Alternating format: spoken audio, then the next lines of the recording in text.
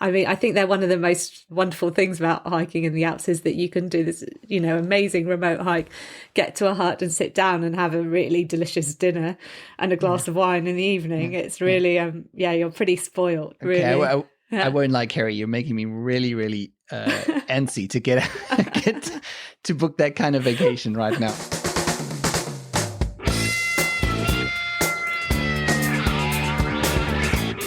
It's the Germany Experience, the podcast about life in Germany as seen through the eyes of outsiders. New episodes every Wednesday. Subscribe to the podcast in your feeds. Visit us on YouTube. The channel is called The Germany Experience, or visit the website, thegermanyexperience.de. This week, we're talking about escaping into the mountains this summer. But first, you'll have heard last week that I'm doing a German course called Wunderbla, and the course just evaluated my German level. You can also try Wunderbla out for a month for free along with me if you sign up at thegermanyexperience.de/German. You get around 4 lessons a week, and each one only takes around 20 minutes to half an hour to complete. And then you get your corrections right away. And I really like this because I am far more motivated to sit down if I know that it's only a short period of time that I'm going to be busy with learning German. And the thing that I also like is I get to really focus on that lesson and really look into the things that come up because I'm just focusing on a few things during that lesson. Now, after 7 lessons, Wunderbla evaluates your German level based on what you've answered correctly and incorrectly in the preceding lessons. So I got my evaluation from Wunderbla, and apparently I am at a B1 level. Now, that feels kind of bad because I think that I should definitely be further along than a B1 after 14 years in Germany. So, as one does, I asked on Instagram, should someone who has been here for 14 years be further along than B1? I did a poll with yes and no, and 65% of you said yes, I should be further along than B1. Now, first of all, you're not making me feel better about this.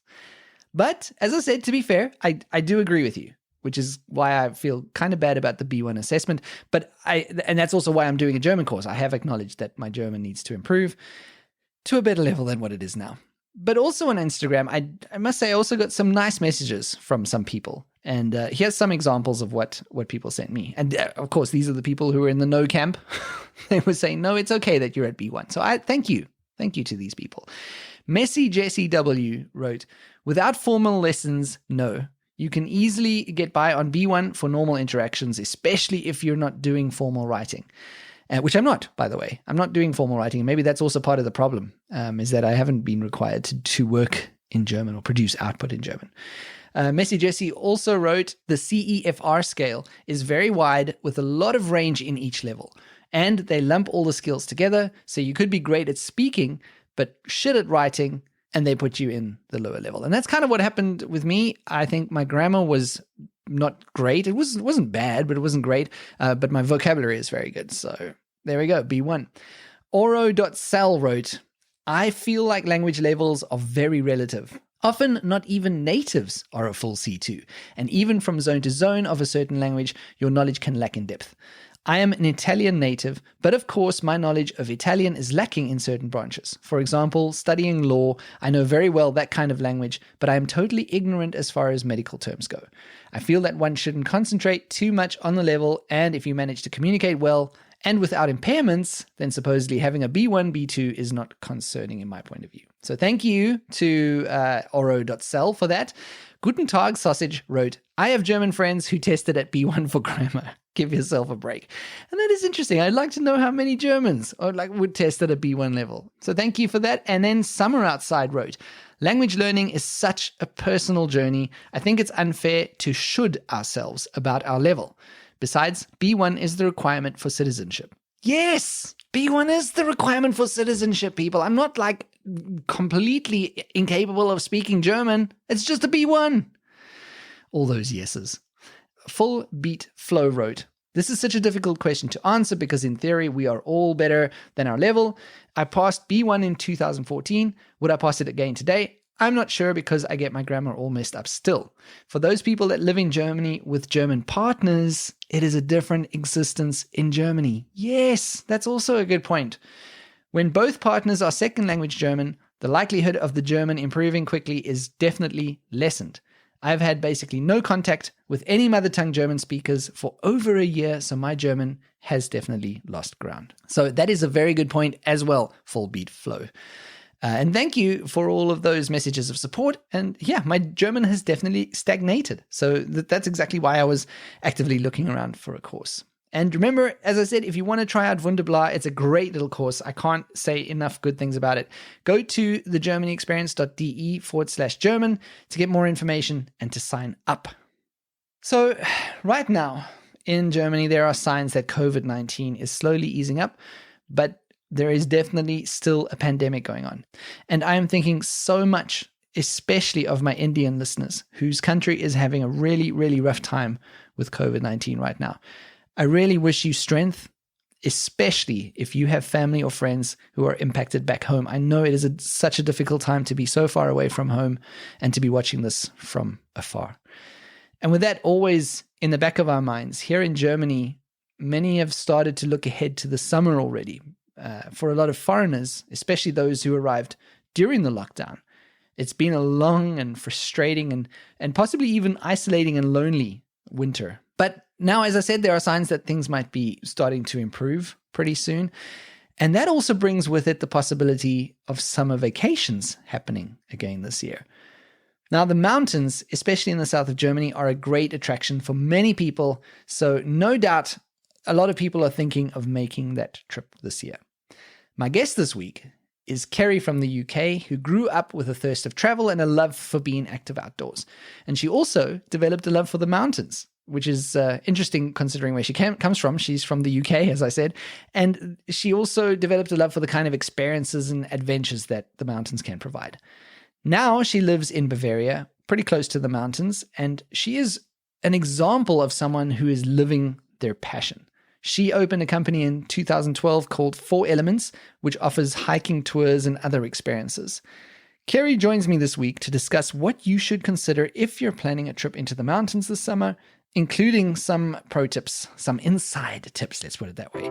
And she also discusses how her love for hiking and being outdoors has shaped her experience in Germany. Here's Ceri.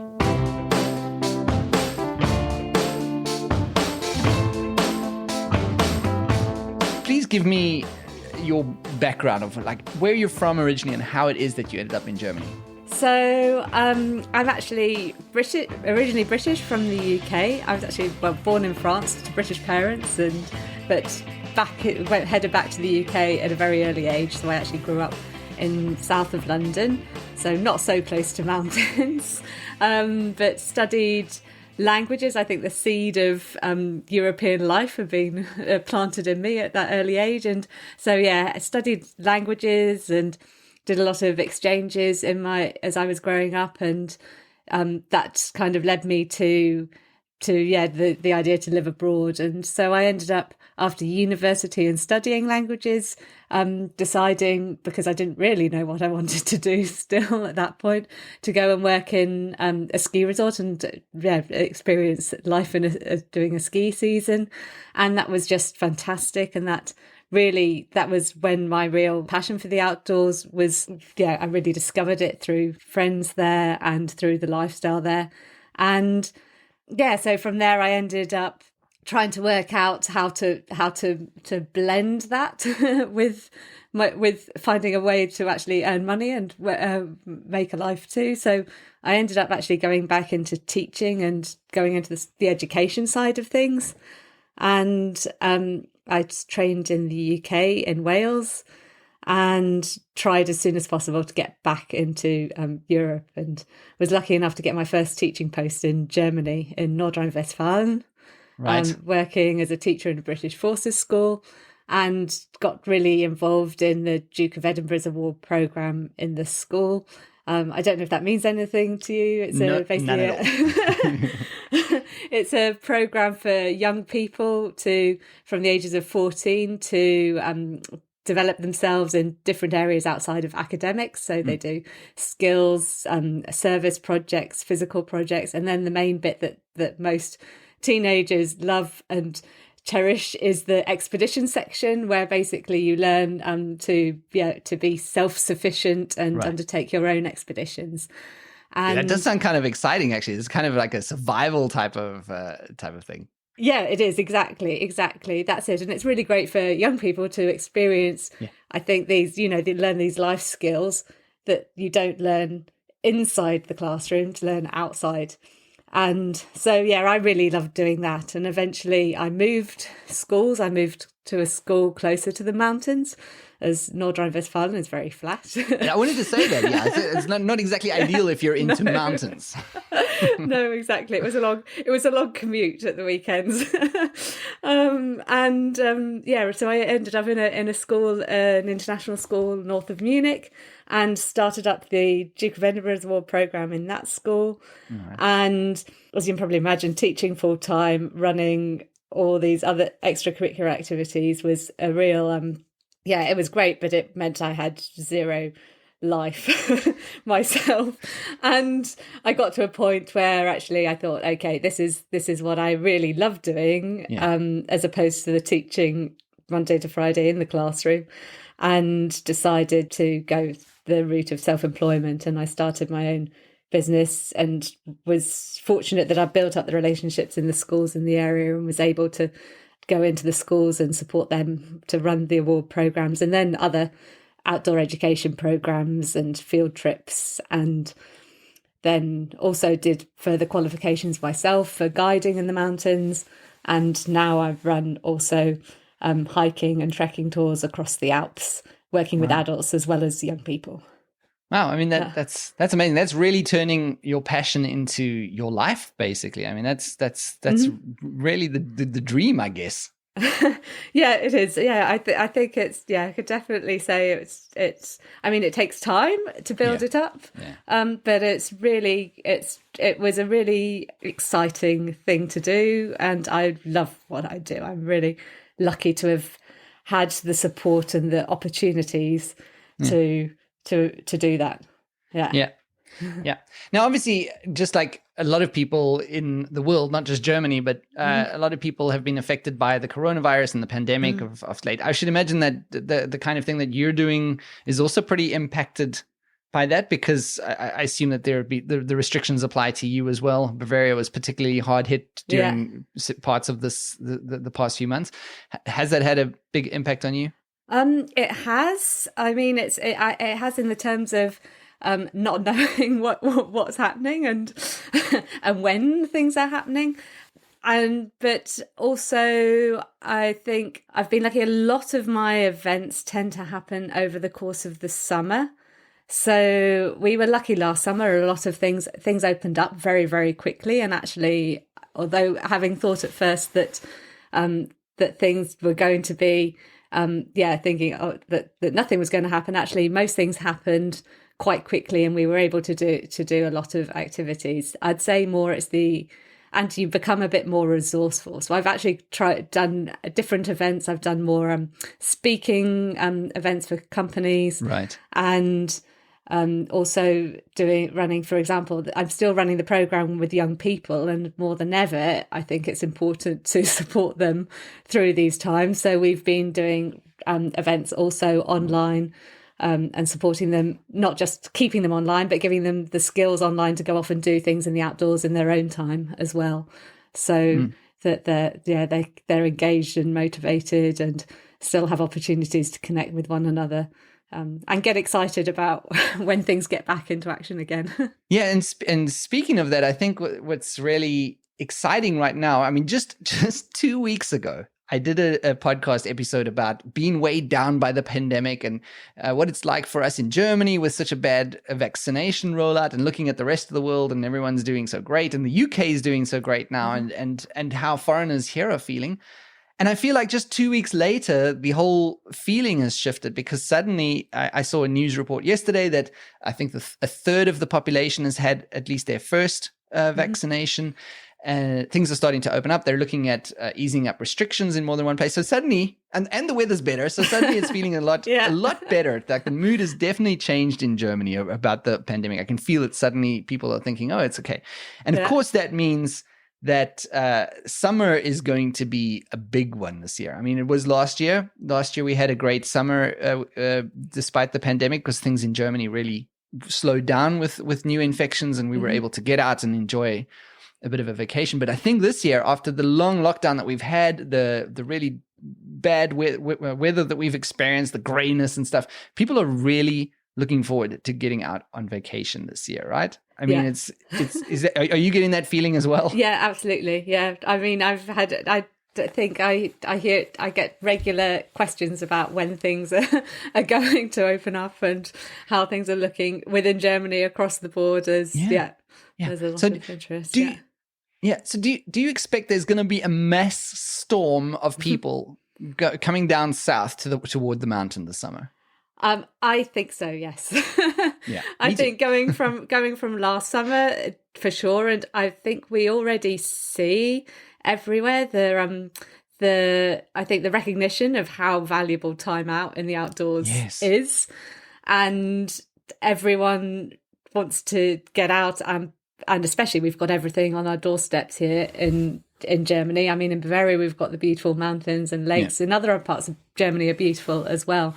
And so with the fact that we can't travel generally further afield, more people are sticking around and looking to do things locally. And I live about an hour south of Munich in a place called Kochel am See, which is by a beautiful lake and the foothills of the Alps. And we noticed last summer that life just changed here completely. It's and at the weekends, even through the winter now, it's been busy because you're in about an hour from Munich.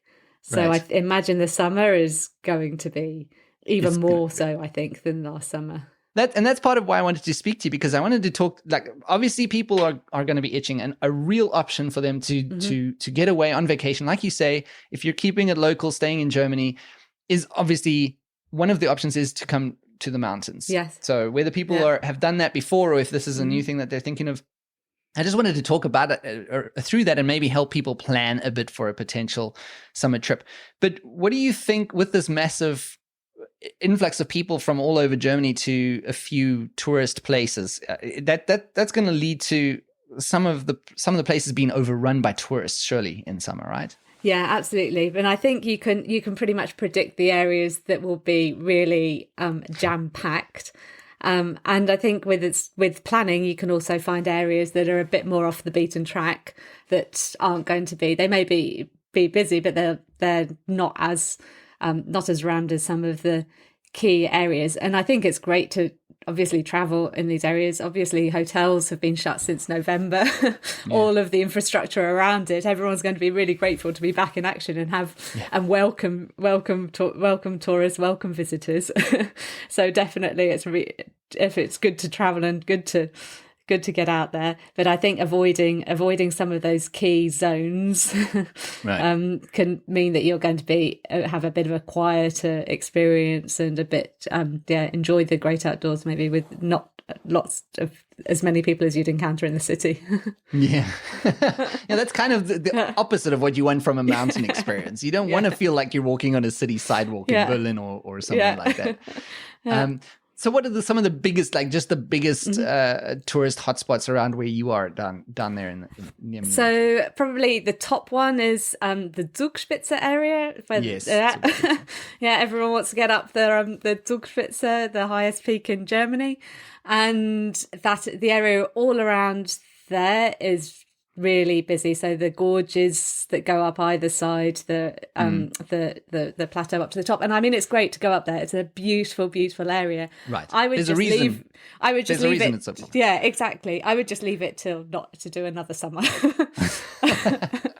But also the other thing is, I think you can go to the surrounding. There are lots of satellite smaller villages and smaller towns around Garmisch, and where you can also do beautiful tours, just not be on the same big tracks as everyone else.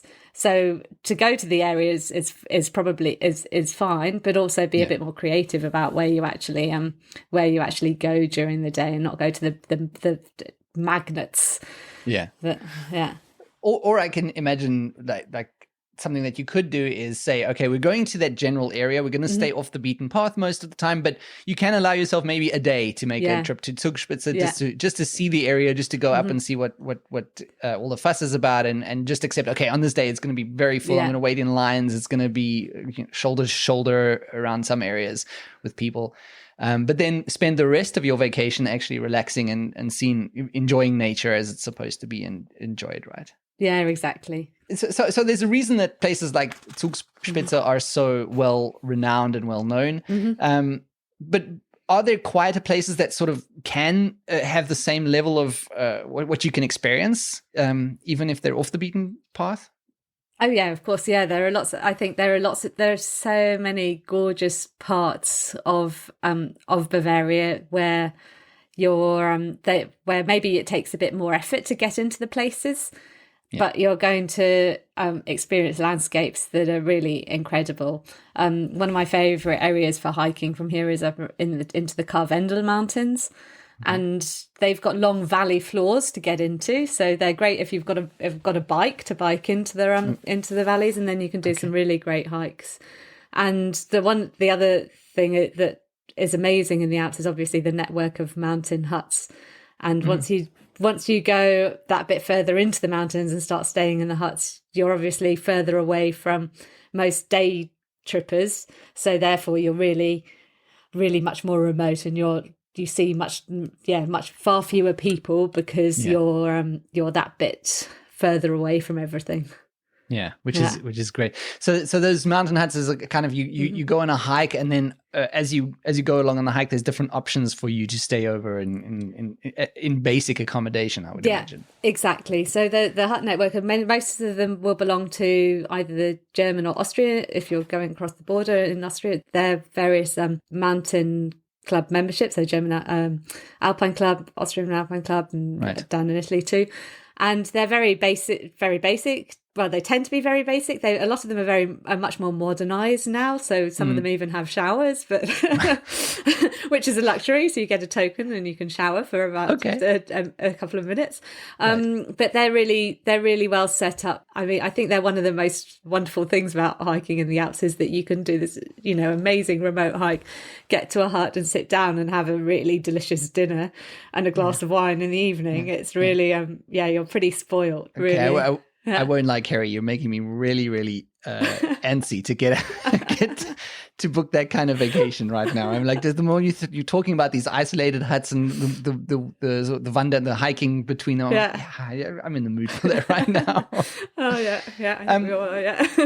Yeah. So what was that area that you just mentioned? The Karwendel, and that's so one of the base towns for that would be Mittenwald. Okay. And that's between Garmisch and the Austrian border. Right. So, and then there are a few little smaller villages around there too, and there's so much to do around those areas too. Yeah. So I'll put a link to that in the show notes so people can check it out if they're thinking of doing something like that. Do you have any other insider tips from the area, places that you love and that are also off the beaten path? Well, I would say the best thing to get off the beaten track is is looking at where maybe there are popular places, and then looking at a map and looking and finding other routes that are similar. Okay. Because I think, and also being aware that things that you research on the internet that say that they're the secret places are not the secret places at all. And being creative, you can use them for inspiration for a general area, and then looking next to it. Yeah, it is difficult to know if you don't have experience. You know, it would be good to have some kind of help if you're looking at an area, because they do say it's isolated, no one, like very quiet here, but actually it's just a tourist attraction like all the other places. Yeah. So are those your favorite places to go? When you're taking a break from your work, which is Yeah. which is what you're doing a lot of the time. But then you want to take a break. Where does Ceri go? Well, I still go into the mountains. Yeah. No, I just love it. And I think for me, the most incredible thing or the most relaxing thing for a holiday is actually just throwing some things in my backpack and going away where I'm walking for at least a few days and just getting into that rhythm and that flow. But where you're just waking up in the morning and the most important or the only thought of your day is, what am I going to eat for dinner tonight? And that's pretty much, that's pretty much it.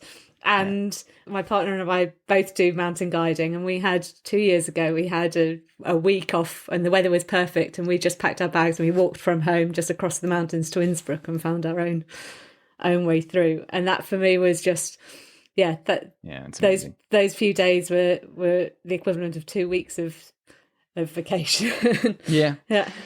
I hate to come back to it, but I mean, it's just to highlight the fact that if you're in a job and when you have a vacation, you do the same thing that you have in the job, that is really the goal. That is really what you want from your job. So that's true. But now if people are thinking of this kind of thing, let's say they are planning to go sort of a bit more secluded areas, what things can they do to be prepared essentially when making that kind of trip? So going into the mountains definitely does require some preparation and thinking about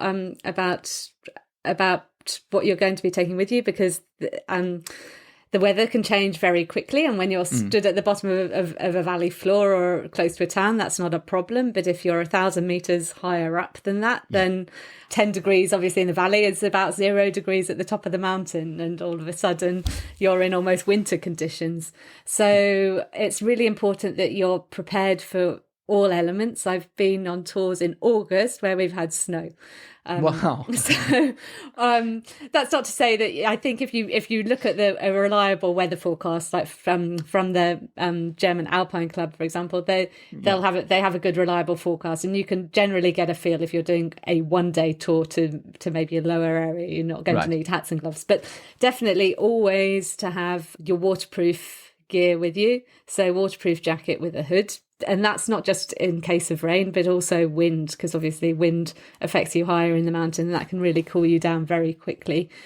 So always having a waterproofs with you, extra layers, hiking with layers, because obviously as you're moving, you get warm very quickly, but as soon as you stop, you cool also very quickly. Also being prepared in terms of taking enough water with you and snacks to keep you going. There are obviously a great selection of mountain huts en routes, and they're really super places to stop and have a drink, a yummy slice of cake. That's one of my favourite things in the summer. And but it's also good to have extra just in case. I mean, especially at the moment, there might be, like last summer, restrictions as to numbers going into huts. So being prepared that you're not going hungry. And then I'd also say one thing, bring a rubbish bag with you so that you can take any rubbish out, go even down to taking toilet paper if you've got to go to the toilet, pack that and take that out as well with you, because then the nature can be left as it was. Yes. Yeah. And any other advice you might have for those kinds of trips? I think if you're just starting out with hiking, and it's let's say your first time going out, just choosing something that's kind of gentle to give you a feel for it. Break in those hiking boots. Definitely, if you're going up anything that's more than a wide hiking path, that you're going on smaller hiking tracks, then you want shoes that have ankle support as well. Yes. Because one of the I guess biggest risks is twisting your ankle at some point up a mountain. So having sturdy shoes that are good. And also thinking about that, going back to thinking how to plan hikes. In Germany, it's a bit like skiing. The maps, the hiking routes that are checked and are on main maps from tourist office, they're labelled in categories like ski slopes. So you can start with the blue hikes, the gentle, easy hikes that are wider trails. And then you have the red hikes that are more like single file trails and going to have roots and rocks. And then anything that's black is going to involve a bit of scrambling and be more alpine. Okay. Yeah. just to come back to the shoes, what you kind of mentioned in passing, and I can 100% confirm it, is wear in the shoes before. If you bought new hiking shoes, don't wear them for the first time on the hike. Use them a bit beforehand. Maybe take level walks or something. Because I made the mistake once of walking with brand new hiking shoes up a fairly difficult trail. I mean, it wasn't black level, but it was a difficult trail. And the next day, my shins and my calves were absolutely messed because the shoes obviously were too rigid still, too hard. So that is a good bit of advice. Get good shoes, but wear them in before you take them on a crazy hike. And another thing is if you're taking your shoes out the cupboard that you haven't worn in 10 years, to check them over, because the number of times that actually I see groups of people that have a shoe sole fall off because they disintegrate over time, and that first hike after 10 years suddenly is a shock to the system, and they disintegrate. So do give them a good check if you've not worn them in a while. And is this one of your services that you offer with your company? Did we mention what your company is called up front? No. So my company is called 4 Elements. Okay. And I run a variety of different types of activities and tours for adults. I do hiking courses also for people starting out with hiking, and in Munich I run a women's hiking group where we combine with fitness, where we do fitness training, and then I hike with the group once a month, and we do hut tours. And then in the summer I run trekking tours through the Alps. Okay. Yeah. So you offer a lot. People can obviously check that out, because I think that's also a good start. If you don't know the area you're going down, maybe you're inexperienced with hiking as well, or don't know the mountains very well, it probably is good to get some kind of tour that you can go on, or some kind of advice from someone like you. Yeah, definitely. Yeah. What other good resources are there for people wanting to get out and experience the mountains? So I think one of the greatest resources that there is in Germany is the German Alpine Club. I've mentioned them already for the weather, but they're a super, I'd say, the first port of call for anything mountain related, because they offer membership, and it depends on what region you're in. They're all regional clubs, and first of all, it's a great way of getting to know like-minded people if you're a member. It's actually where most of my friendships have come from, and they offer, with the membership, they offer insurance for all mountain activities too, which is a really important part of whether you're active in the mountains in the summer or the winter, that you're going to be looked after in the case of an accident. And they also have really great resources. So depending on the section or the area that you're a member of, they might have equipment that you can rent, courses as well. And in the mountain huts, you also get discounted rates. So I would say, and the mountain weather forecast, they're just pretty much the go-to, I would say, for finding out information about hut networks and plan it if you want to plan your own activities. Okay, very cool. Good. I'll put all these links in the show notes, of course. I wanted to ask you a question of what is one of your favorite moments that you can think of offhand that you've had out in the mountains that stayed with you? Something, I mean, I know this is probably a difficult question because you love the mountains so much that like it is your lifestyle, but are there moments that have stood out for you that you just like will never leave you? There are many. I think last year, so hiking last year, I did a Transalp with a group, and I've been hiking with them for a long time, and they've really had it in their goal that they wanted to go across the Alps with me on the Transalp hike. Okay. And that moment when we crossed the border to Italy and they realised, this is it, we're across the border, that for me was being part of that moment and part of that experience with others was just absolutely, amazing. A really, really cool to be part of that journey. How long does that take, by the way, that Transalps? 7 days. So okay, and I assume it's pretty crazy, pretty hectic terrain and so on. Yeah, it is. I mean, I hike. My mission with hiking is the German expression "Der Weg ist das Ziel." So the way is the goal. So it's a very we go at a pace that we can stop and enjoy the scenery, that we can stop and enjoy photos, or if we pass a nice little farm, we can stop and have a buttermilk and experience it rather than racing through it to get there for as quickly as possible. But yeah, I mean, there are so many mountain moments, from sunrises to spotting animals. I think that's the most amazing thing, when you turn around and you see there's a Steinbock, the ibex right next to you. Those are cool moments. Well, you've certainly inspired me to want to get up a mountain, I won't lie. So you've been a foreigner in Germany and, having this amazing job. What advice do you have for foreigners that are in Germany, or especially the newer foreigners coming to Germany? So I would say, I mean, I was lucky. I studied languages before I came to Germany, so I had a bit of a head start in terms of learning the language. However, I think if you really want to connect with people anywhere you are in the world, it's learning the language is the key to that. And I really appreciate that for me was an important part of moving abroad, was reaching out, going outside of the work network and the bubble, and building up contacts outside. And for language learning, I think always finding a tandem partner to start with, that you're not only practicing the language, but you're getting that connection to the culture through that, and a friend through that way. And then the other thing I'd suggest is finding something that you're either passionate about. Like for me, it was the mountains, and I knew that I wanted to get involved in the mountains, so I went to the German Alpine Club.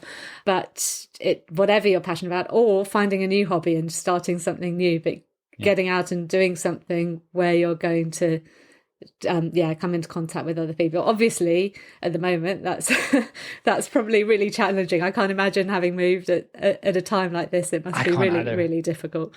Yeah, I've spoken to some foreigners who made the move in the in the middle of the pandemic and in the middle of lockdowns, and I don't envy them, because they don't get the full German experience, and they must feel so isolated. In fact, they do feel isolated and frustrated and so on. It's like, not a great time to do it. No, that's it. And I think finally, be patient.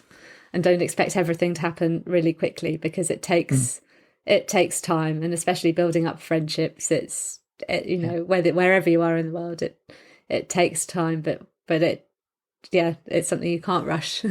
Absolutely. Yeah. And I think your bit of advice about following your passion is so important, because, like you said, for you it was a big source of meeting friends. And I've had previous guests on the show as well. They say go to where your passions are, and that's where you'll meet the people you'll become friends with, because you feel the same way about at least one thing. So you've got that. Exactly. You've got that as a starting point, which is something you might not have in daily situations. Yeah. But it's also, I think it completely changes your experience if you're doing something, or if you have access to something that you have a lot of passion about here in Germany. It helps you, it gives you a connection to Germany, because I think sometimes when experiences go badly, and like it can happen during lockdowns, is you don't develop a connection to Germany. It's just maybe you've landed up in Berlin or wherever, and it's just another city. But if you have that passion and you have access to it, it can give you that connection and just make your integration so much easier, to increase your motivation to integrate and so on. So I think that's also a huge bit of advice, is figure out what you're passionate about and do that. Yeah. You also run another podcast, doesn't have anything to do with foreigners in Germany, but just give me the name of that podcast, and I'll put it in the show notes as well. Oh, cool. So I run the podcast called The Grow Zone, Real-Time Adventures, and that's with a former colleague and friend of mine, Sarah Hübner, and we combine our passions and areas of expertise. So I obviously the outdoors adventurer, and Sarah is the communications adventurer, who is a improv and communications coach. Okay. Yeah. Sounds very interesting. And people can find you. Where can they find you? So my company's called 4 Elements, on Instagram at 4elements.eu and Facebook. And also Ceri_temple is my Instagram name too. Okay. Where you can find I will link to all that in the notes. And I think I'm not following you on Instagram, if I'm thinking about it now. I'm not sure. Are we connected? I don't know. I'll have to check. Ceri, thank you so much for joining us. People can definitely get in touch if you're looking for someone to help you out, to help you plan some kind of trip, or if you're looking for some potential tours, then have a look at Four Elements and get in touch with Ceri. And I really appreciate you taking the time to come on the podcast and actually for reaching out and suggesting this topic, because it was definitely something that I've wanted to do for a while. And when you mentioned it, it was just the right time. I just feel like with summer coming up, it's just going to be an amazing time to people will really appreciate it. Yeah, I hope so. And if anyone has questions, then do feel free to reach out. Yeah. Great. Thanks, Ceri. You're welcome. Thank you for having me. So thank you for listening as always. And if you like this podcast, there are two things that you can do. You can go to thegermanexperience.de/rate and give the show a rating, a review. And the other thing that you can do is, if you like the show, just tell one other person about it. Just think of someone who could benefit from the show or who might like the podcast, a foreigner who's living in Germany, or maybe someone who's planning a potential trip to Germany in the near future. And just let them know this podcast exists and maybe they will like it. And that's all you have to do. One person. Yes, that's it from me for this week. Music in this episode by my band 10 Cent Janes. Additional music by Ryan Anderson. Until the end, I'll speak to you next week. Auf Wiederhören.